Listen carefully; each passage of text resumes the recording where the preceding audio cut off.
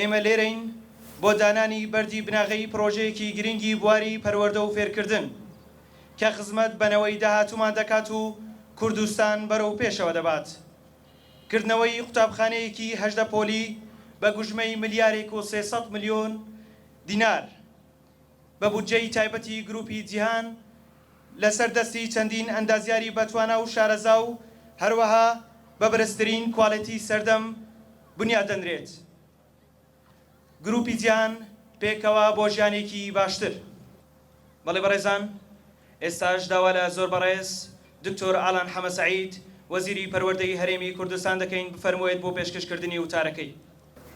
بەناوی خوای گەورە و میهرەبان، نیوەڕۆی هەموو لایەکتان باش، بەڕێز پارێزگاری هەولێر، بەڕێزان لە گروپی جیهان، ئامادەبوانی بەڕێز، خۆشحاڵین ئەمڕۆ لێرە لە گەڕەکی ژیان لە هەولێری پایتەخت بەردی بناغەی قوتابخانەیەکی 18 پۆلی دانرێت کە لەلایەن گروپی جیهانەوە دروست دەکرێت. ئەم گەڕەکە تا ڕادەیەک لۆدێکی زۆری لە سەر قوتابخانەکان هەیە کە ژمارەی قوتابیان زۆرە و 3 باڵەخانەی تایە کە هەر باڵەخانەیەک 2 داوامی تیاکرێەوە، باڵەخانەیەکیان باخچێکی منداڵانیشان لەگەڵە. لەبەرەوە ئەم دەستپێشخەریەی گروپی کۆمپانیاکانی جیهان بۆ دروستکردنی قوتابخانەیەکی 18 پۆلی لە وەزارەتی پەروەردە و حکومەتی هەرێمی کوردستان بەرزە نرخێنین و ڕۆڵێکی گرنگی بێت لە کەمکردنەوەی 2 داوامی و هەروەها کەمکردنەوەی و لۆدەی لەسەر هۆڵەکانی خوێندن هەیە. دەستخۆشیان لە یەکەین گروپی کۆمپانیاکانی جیهان لە نۆژەنکردنەوەی قوتابخانەکان لە هاریکاری معنەوی وەزارەتی پەروەردە ڕۆڵی گرنگیان هەبوو. دووبارە سپاس بۆ ویلایەت. بەڵێ بەڕێزان، ئێستاش داوا لە زۆر بەڕێز حاجی سەباح یەحیا بازگر دەکەین ئەندامی ئەنجومەنی کارگێری گروپی جیهان بفەرموویت بۆ پێشکەشکردنی وتاری گروپی جیهان. بسم الله الرحمن الرحيم. هذا من فضل ربي، بناوی خوای گەورە و بەخشندە و میهرەبان، بەناوی خۆم و سەرۆک و ئەندامانی دەستەی کارگێری گروپی جیهان و کارمەندانی گروپی جیهان بە خێرهاتنی یەکەیەکەی میوانە خۆشەویستەکان دەکەین، بە تایبەت جەنابی وەزیری پەروەردە و جەنابی پارێزگاری هەولێر کاک مێت خۆشناو، یەکەیەکەی میوانە خۆشەویستەکان و بەرپرسە حکوومیەکان. پێتان دەڵێن بەخێر بێن بە سەرچاوان بۆ مەراسیمی دانانی بەردی بناغەی قوتابخانەی 18 پۆلی لە گەرەکی ژیان کە لەسەر بودجەی تایبەتی گروپەکەمان گروپی جیهان تەرخان کراوە و دروست دەکرێت. بێگومان هەروەکو ئاشکرایە لای هەمومان کەوا کەرتی تایبەت ڕۆڵێکی گرنگی هەیە لە بەڕێوەبردن و پێشخستنی ژیانی کۆمەڵ لە هەموو کۆمەلگایەک. ئێمەش وەکو گروپی جیهان بە شانازیەوە سوپاس بۆ خوای گەورە لە زۆر سێکتۆر توانیتوان خزمەتی کۆمەڵی خۆمان بکەین. یەک لەو سێکتۆرانە سێکتۆری خوێندن و خوێندنی باڵا و قوتابخانە و دروستکردنی نیشتەی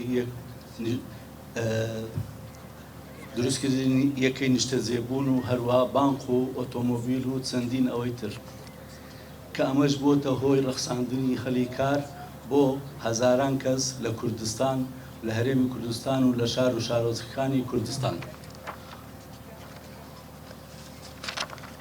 وەوەک هەستکردن بە ئەرکێکی نیشتیمانی و کۆمەڵایەتی ئیمڕۆ لێرەین بۆ دانانی بەردی بناغەی ئەم قوتابخانەیە کەوا دەبێتە هۆی پێشکەشکردنی خزمەتگوزاری بۆ نەوەکانی داهاتوومان لەم گەرەکە خۆشەویستەی شاری هەولێر. و ئەم قوتابخانەیە دروست دەکرێت لەسەر ستاندەر و مواسەفاتی عێراقی کەوا پەیرە و دەکرێت لێرە لە کوردستانیش بۆ بەڵێنتان پێدەدەین کەوا هەموو ئەو کەرەستە و شتانەی کەوا بەکاردێ یەکەیەکە باوەڕ پێکراو دەبێتون و هەروەها دروست دەبێت لەلایەن لێژنەی تایبەتی قوتابخانەکان لە پارێزگاری هەولێر.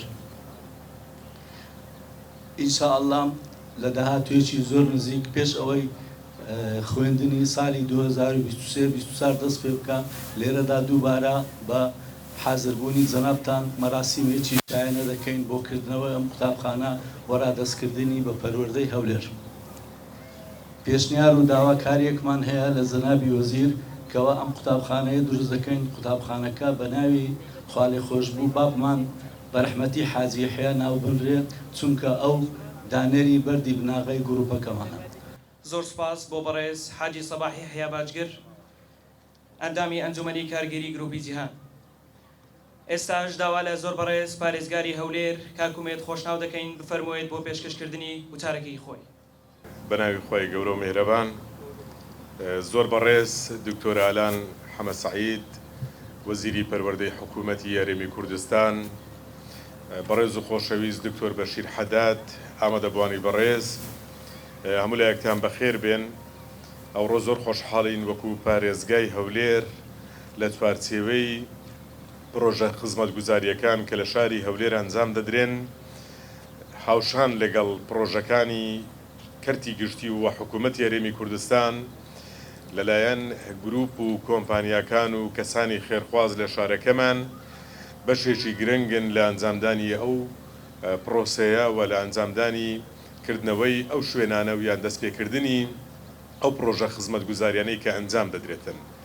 گەڕەکی ژیان یەکێک لەو گەڕەکانەیە لە شاری هەولێر ئێمە لە ژێر ڕێنماییەکانی جەنابی سەرۆکی حکوومەتی یاریمی کوردستان لە خزمەتگەیاندن بە گەڕەکە کەم خزمەتکراوەکان و بە گەڕەک و گوند و ناحیە و قەزاکانی کە زۆر دەستی خزمەتگوزاری نەگەیشتی تێ یەکێک لەو گەڕەکانە گەڕەکی ژیانە کە گەڕەکێکی تازەیە پێویست بەوە دەکە ئاوڕێ زیاتری لێ بدرێتەوە. ئێمە تەنها لە ماوەی ئەو ساڵە ئەوە سێمین جارە لەو گەڕەکە چەند پرۆژەیەک ئەنجام دەدرێت لە قیرتاوکردنی شەقامەکان و چاکردنی ئاوەڕۆکانی و هەروەها گەیاندنی ئاو و بیری ئاو لە بۆ گەڕەکەکە. لێرەشەوە بە ناوی پارێزگای هەولێر وێڕای سوپاس لە بۆ پلانەکانی وەزارەتی پەروەردە و خودی جەنابی وەزیر و پشتیوانی لە کەرتی پەروەردە لە هەرێمی کوردستان و لە نێویشیدا هەولێر وەکو پایتەخت دەستخۆشی زۆریش لە بەڕێوەبەرایەتی گشتی پەروەردەی هەولێر و بەڕێوەبەرایەتی پەروەردەی ناوەند و تەواوی پەروەردەکان دەکەین کە هاوشان لەگەڵ پلانەکانی وەزارەتی پەروەردە هەز بە چارەسەرکردنی گرفتی قوتابیان و ڕۆژانە لە دانانی بەردی بناغی قوتابخانەکان لە نۆژەنکردنەوەی قوتابخانەکان لە چارەسەرکردنی گرفتەکان بە دروستی کارەکان ئەنجام دەدرێتن. و بەناوی پارێزگای هەولێریش دەستخۆشی زۆر بۆ بەڕێزان لە گروپی جیهان. ئێمە وەکو پارێزگای هەولێر شاید حاڵی بەشێکی زۆر لە خزمەتگوزاریەکانی ئەو گروپین و شانازیش بە خەڵکی شارەکەمان دەکەین لە گروپ و کۆمپانیاکان و لە خێرخوازانی شارەکەمان هەمیشە دەست پێشخەر بوونا وەکو بیرکردنەوەیەکی خەڵکی ئەو شارە کە هەمیشە لەگەڵ ئاور لێدانەوەیە لە بەهاناوە چوونە ئەو گروپ و کۆمپانیا و سەرمایەدارانەی کە لە شارەکەشمان کاری خۆیان دەکەن شانازیان پێوە دەکەین کە بەشێکن لەو خزمەتە وەکو باسم کرد گروپی جیهان و خانەوادەی حاجی یحیای ڕەحمەتی یەکێکن لەوانە کە هەمیشە لە ناو پرۆژەکاندا لە کارە خێرخوازیەکاندا بەشێکی گرنگ بوونە وەکو ئەو داواکاری کە کردیشان وەکو خانەوادە ئێستا جەنابی وەزیری پەروەردە پێی ڕاگەیاندم ڕەزامەندە لەوەی قوتابخانەکە بەو ناوەی کە خواستی ئەوانە بەو ناوە دەبێتن. ئێمە جارێکی دیکە سوپاسیان دەکەین و ئەو قوتابخانەیەش کە قوتابخانەیەکی 18 پۆلیە و بە گوژمەی ملیارێک و 300 ملیۆن دینار دروست دەبێتن. ئومێدمان وایە لە ماوەی دیاریکراوی کە لە بۆی دیاریکراوە بە پێی ستانداردەی کە لە ئەندازەی پارێزگا و لە لێژنەی پارێزگا دیاریکراوە ئومێدمان وایە لە ماوەی دیاریکراوی خۆی زووتریش کارەکانی بە کۆتا بێ تا بکەوێتە خزمەتی هاوڵاتیانی ئەو سنوورە و سوپاس لە بۆ هەمولایەکتان سوپاس لە بۆ گروپی کۆمپانیەکانی جیهان. ئینشاڵڵا هەمیشە ئەو جۆرە بیرکردنەوە ئەو گروپ و کۆمپانیا و سەرمایەدارانە لە پێشەنگایەتی دەبن لەوەی کە هەولێر شایانی ئەوەیە ئێمە وەکو حکوومەت وەکەرتی تایبەتیش هەردوو لامان خزمەتی زیاتری بکەین و زۆر سوپاس.